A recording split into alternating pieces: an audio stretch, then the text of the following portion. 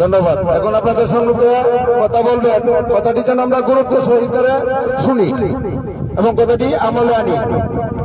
আমাদের কথা বলবেন বিজয়পুর এতিমখানা হাফিজিয়া মাদ্রাসার প্রতিষ্ঠাতা শেখ মোহাম্মদ আলামিন হুজুর।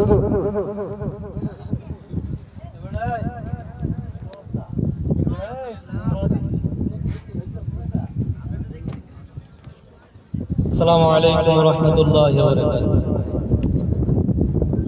প্রিয় ছাত্রবৃন্দ এবং গার্জিয়ান সম্মানিত ব্যক্তিরা, আমরা সবাই আসছি তো আমাদের উদ্যোগ শিক্ষা সফর এবং অনেক কিছু জানা, শিক্ষা এবং জ্ঞান অর্জন করা। তো আমাদের বিষয়ভিত্তিক হয়েছে এটাই যে আমরা যে আজকে সফরে যাচ্ছি, আমাদের মাধ্যমে অনেক ত্রুটি বিচ্যুতি করতে পারে। আমাদের প্রত্যেক কাজ যেন আমরা আসছি, অনেকে আসছেন না, এই শিশু বাচ্চাদেরকে আমরা সবাই খেয়াল করবো এবং দৃষ্টি রাখবো তারা কোথায় যাচ্ছে কি করতেছে। কারণ থেকে এটা সবাই আমাদের দায়িত্ব।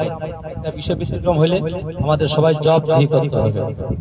যেহেতু জবাবদিহি করতে হবে, তো আমরা মনোযোগ সহকারে অন্তঃস্থল থেকে নিজের সন্তান মনে করিয়া প্রত্যেক ছাত্রদেরকে আমরা খেয়াল করবো তারা কি করতেছে, কোথায় যাচ্ছে, এমনি চলছে। এই বিষয়ে আমরা বেশি গুরুত্বপূর্ণ দিব।